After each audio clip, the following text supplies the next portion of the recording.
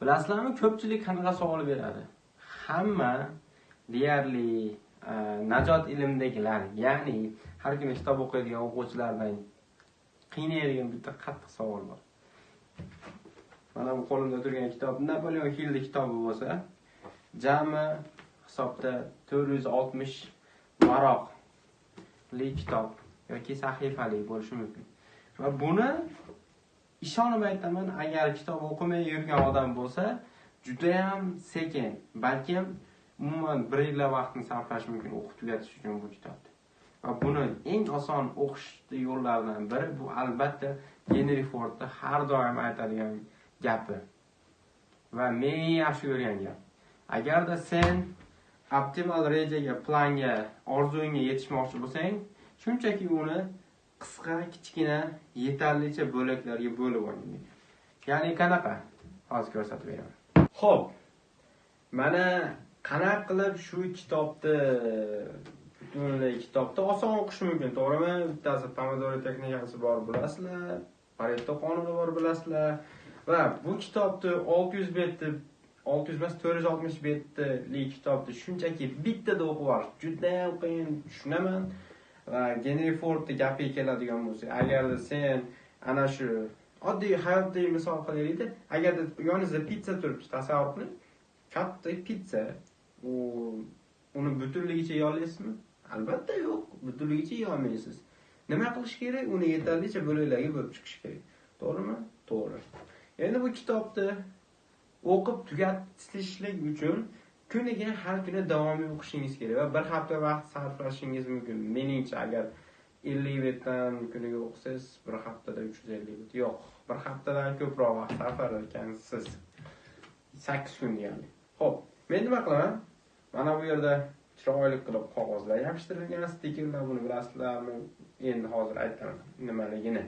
Xo'p, qizil stiker haqida gaplashmoqchiman. Men ana shu Henry Ford aytgan-ku, pizzani bo'lib yeyish haqida bo'lsa ham, agar bu sizni planingiz, katta planingiz 450 betli kitobni bittada o'qib olish juda ham qiyinligi uchun buni bo'laklarga bo'lib olish kerak. Nima qilish kerak? Shunchaki men qizil stikerdan foydalanganman. Qizil stikerni mana bunday olsam, bu 100-betga to'g'ri keladi.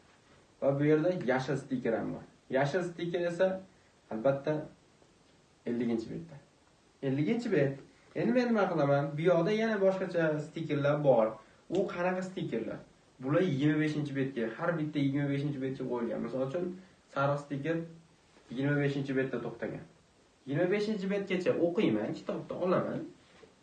To'g'rimi? Katta bu 460 betli kitobni bittada o'qib olmaysiz, lekin 25 betli kitobni o'qish qanaqa bo'ladi?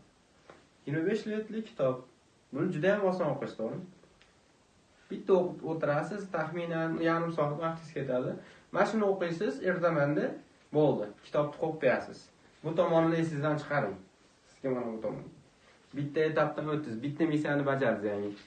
Keyin kechki paytga borganda mana yashil missiya, ya'ni yashil level o'yinlarda bo'ladi-ku, yashil osonroq, qizil odatda qiyinroq bo'ladi, to'g'rimi?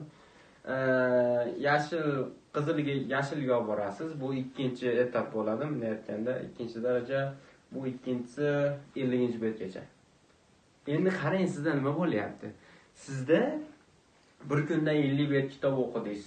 Ya'ni bu degani bitta kichkinagina kitobchani o'qidingiz deganida, bunday hisoblasak, bu yog'ini esdan chiqaring. 50 bet kitob o'qish osonmi yoki 450 bet kitob o'qish osonmi?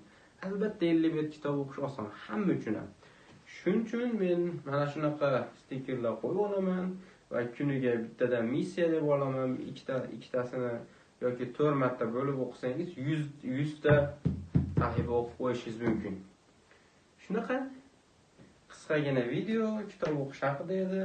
Menimcha sizlarga ham juda ham foydali bo'ladi, chunki har bitta 25-betda 25 bet kitob o'qish hech kimga og'irlik qilmaydi, buni hamma ham qilib qo'yishi mumkin, to'g'rimi? Shuning uchun shunchaki buni qisqa nimalarga bo'lib olish kerak.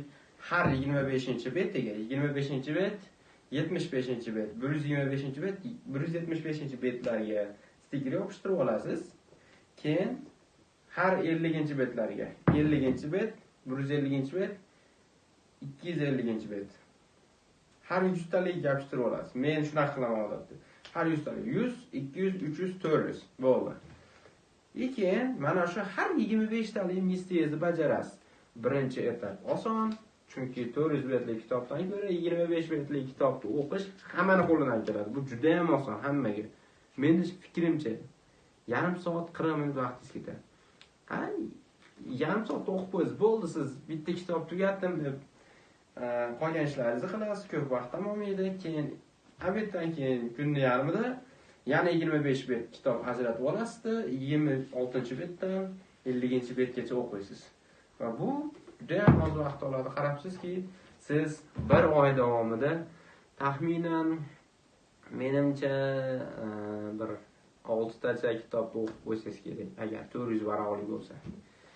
Qisqa bo'lsa ham videoim qiziqarli bo'ldi degan umiddaman. Albatta foydali bo'ldi degan umiddaman. Agar shunaqa videolar sizlarga yoqsa, kommentariyaga yozib qo'ysanglar, men xudo xohlasa yana bundan boshqacharoq yo'llarni o'rgatishga harakat qilaman. Sizlar bilan Omonjon Nishonboyev gaplashamiz.